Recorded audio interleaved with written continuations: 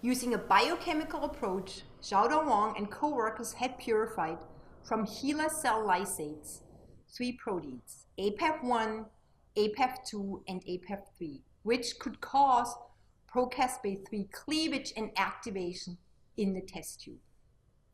The next question, of course, was what these 3 proteins were. What were their identities and what did they do? The first one to be identified was Apaf2.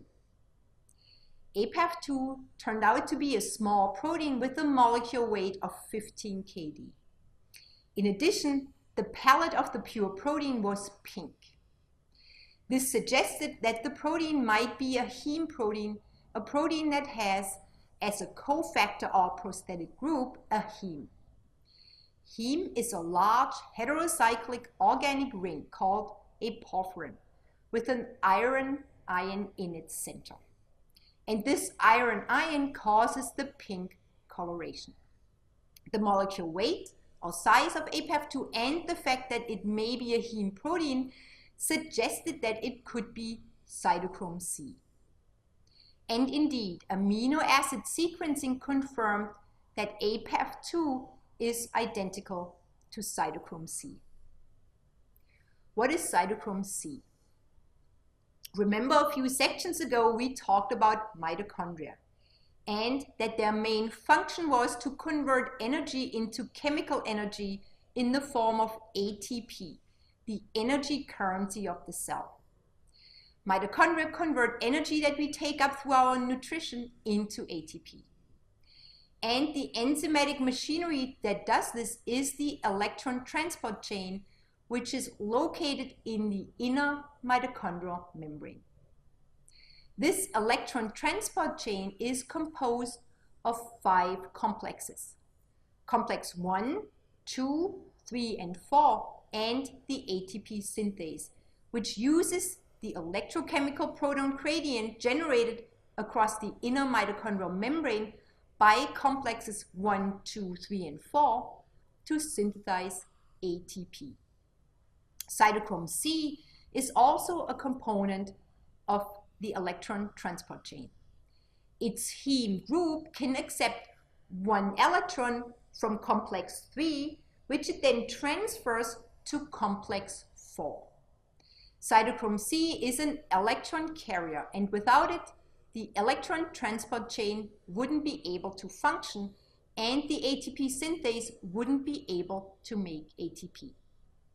Cytochrome C is essential for our cell's ability to generate mitochondrial ATP, and this is critical for cellular and organismal viability. Without cytochrome C, multicellular animals are unable to live. Where in mitochondria is cytochrome C located? In contrast to complexes 1 through 4 and the ATP synthase, cytochrome C is not integrated into the inner mitochondrial membrane, but it is in the intermembrane space, loosely associated with the inner mitochondrial membrane. How does cytochrome C get into mitochondria? In higher eukaryotes, mitochondria have more than 1,000 different proteins associated with them that localize to the different mitochondrial membranes and compartments. Only a handful of these mitochondrial proteins are still encoded in the mitochondrial genome. Most of them are encoded by the nuclear genome, are translated in the cytoplasm, and are imported into mitochondria post-translationally through transporters in the outer and inner mitochondrial membrane called TOM and TIM. And that's also true for cytochrome C. Cytochrome C is encoded by the nuclear genome and is synthesized as a proform referred to as apocytochrome C in the cytoplasm, which is then imported into the intermembrane space in a TOM-dependent manner. During this import, the heme group is attached and the protein matured to holocytochrome C. The finding that Apaf2, a factor required for procaspase-3 activation, A crucial step in the commitment to the apoptotic fate is cytochrome C, an essential protein with a dedicated function in the electron transport chain, was a bit of a shock, at least for me. And I have to admit that I didn't believe it initially. But soon the data supporting this new concept became so strong that it was clear that this is really true. Why was it a bit of a shock? Cytochrome C was the first factor with a role in apoptosis identified that, in parallel, had a very important role in a cellular process other than apoptosis. Cytochrome C basically has two fundamentally different jobs: ATP production on one hand and commitment to the apoptotic fate on the other, like a day job and a night job. As we will see later, that has turned out to be the case for a number of other components of the apoptosis pathway. Now back to the role of cytochrome C in the activation of pro-caspase 3. Pro-caspase 3 is located in the cytoplasm, but cytochrome C is located in the intermembrane space of mitochondria. How should that work? How should cytochrome C be able to promote pro-caspase 3 cleavage? Xiaodong Wang and co-workers found that in response to apoptotic stimuli, cells release cytochrome C from the intermembrane space of mitochondria into the cytoplasm. And this was shown for various apoptotic stimuli. For example, the exposure to agents that cause cells to die, such as protein kinase inhibitors or UV irradiation, or the removal of growth factors. The release of cytochrome C turns out to be a common feature of apoptosis, at least in vertebrates. We now know that in response to apoptotic signals, HeLa cells, for example, release most of their cytochrome C from most of their mitochondria, and the release occurs within about 5 minutes. Furthermore, it has been demonstrated that the injection of holocytochrome C, but not apocytochrome C, into the cytoplasm of cells can trigger apoptosis even in the absence of apoptotic stimuli. Why do you think apocytochrome C might not be active?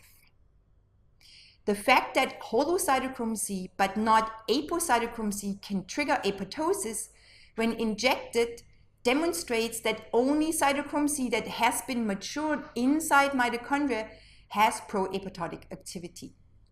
That's a safeguard mechanism to make sure that apocytochrome C, newly synthesized in the cytoplasm, does not trigger apoptosis before its import into mitochondria. I mentioned a few minutes ago that cytochrome C is imported into the intermembrane space post-translationally in a manner that is dependent on the transporter complex in the outer mitochondrial membrane, the TOM complex. Now that we know that cytochrome C is released in response to apoptotic signals, how is it released? How does it get across that outer membrane again?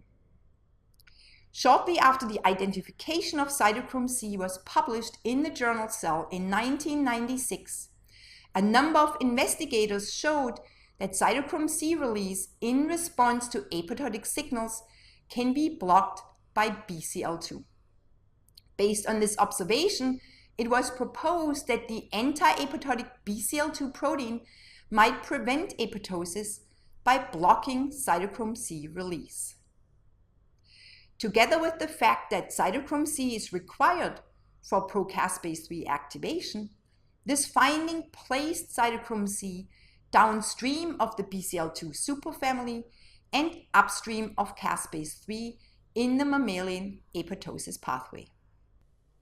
A year after the publication of Apaf2, Xiaodong Wang's group published the identification of Apaf1. Apaf1 turns out to be a large protein of 1,194 amino acids and a molecular weight of about 130 kD. And its amino acid sequence turned out to reveal motifs and similarities to known proteins in the databases. At its C-terminal end, the Apaf1 protein contains 12 WD40 repeats.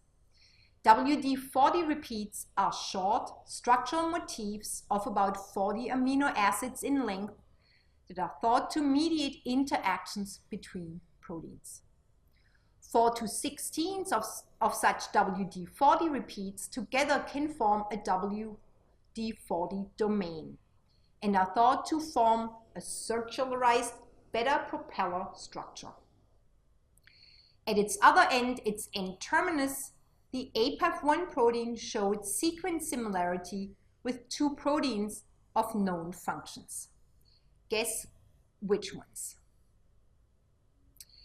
At its N-terminus, the Apaf1 protein shows sequence similarity with C. elegans, Z3, and Z4.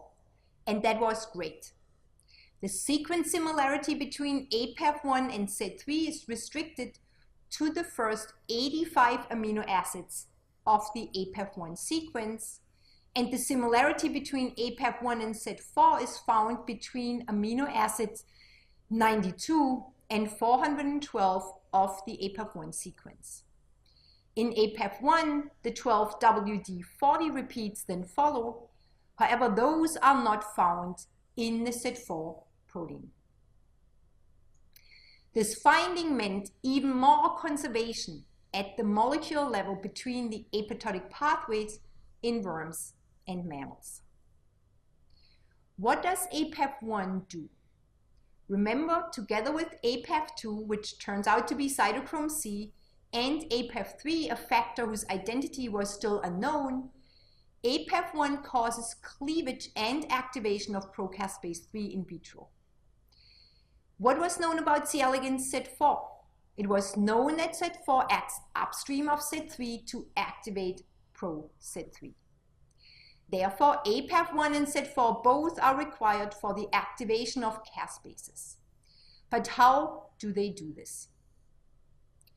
It turns out that Apaf1 binds to cytochrome C once cytochrome C is released from the intermembrane space of mitochondria, and that the binding is mediated through the WD40 domain that is found at the C-terminal end of the Apaf1 protein, but that is missing in C. elegans Z4. A few months after Apaf1 was published, also in the journal Cell, another publication from the Wang lab was published in Cell as well, and that was the identification of Apaf3, the last one of the three factors that they had identified as being required for caspase 3 activation in vitro. Apaf3 was found to be another caspase, caspase 9. This caspase looks a bit different than caspase 3. It is different in its N-terminal prodomain. In caspase 3, this domain is pretty short, and it doesn't share any sequence similarity with the prodomain of Z3. In addition, the caspase 3 prodomain gets cut off during procaspase 3 cleavage and activation. However, the caspase 9 prodomain shares sequence similarity with the prodomain of Z3. Furthermore, during the activation of procaspase 9, this domain seems not to be cleaved. What is this prodomain in procaspase 9 and also in pro-Z3 good for? This domain is now referred to as CARD domain, which stands for caspase recruitment domain. And this domain is thought to interact with other CARD domains, therefore mediating interactions between CARD domain containing proteins. Interestingly, mammalian Apaf1 and C. elegans Z4 also have such a CARD domain on their N-terminal ends. And indeed, it could be shown that procaspase 9 and Apaf1, as well as pro-Z3 and Z4, interact through their CARD domains.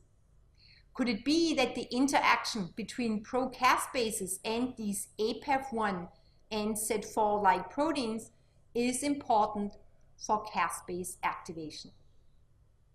I just told you a lot of things. Let's try to bring all of this together in the mammalian apoptosis pathway. In mammals, cytochrome C is released from the intermembrane space in response to apoptotic stimuli. Once in the cytoplasm, cytochrome C binds to the WD40 domain at the C-terminal end of Apaf1. Apaf1 can also bind to procaspase 9, and this binding is mediated through the CART domain, which is located at the N-terminus of both proteins. This all together in vitro is then leading to procaspase 3 activation. But how is procaspase 9 activated? And how does it activate procaspase 3? Through various biochemical and structural studies, we now know that the release of cytochrome C and its binding to Apaf1 allows the formation of the apoptosome, a wheel composed of 7 spokes, which was determined by cryo-electron microscopy of single apoptosome particles at a resolution of 12.8 angstrom. This apoptosome is composed of 7 Apaf1 molecules, each bound to 1 cytochrome C molecule. Once the apoptosome has assembled, potentially up to 7 molecules of procaspase 9 can be recruited to the apoptosome through CART interactions with Apaf1. This then is thought to lead to forced dimerization of procaspase 9 molecules. While procaspases are much less active than cleaved fully active caspases, they do have some low level of proteolytic activity. This low level of activity is sufficient to cleave and therefore activate other procaspase 9 molecules if in close vicinity, as is the case when 2 procaspase 9 molecules bind to the same apoptosome and are forced to dimerize. The function of the apoptosome, therefore, is to bring together procaspase 9 molecules so that the activation in trans can occur, activation between molecules. This is also referred to as induced proximity model. Once activated, caspase 9 appears to stay associated with the apoptosome and function to activate procaspase 3.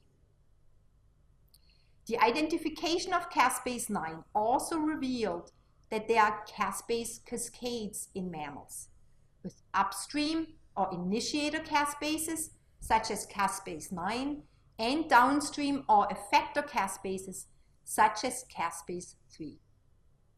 Using inhibitors specific to either caspase 9 or caspase 3, it could also be shown that the activation of caspase 3 was dependent on caspase 9, but that the activation of caspase 9 was independent of caspase 3.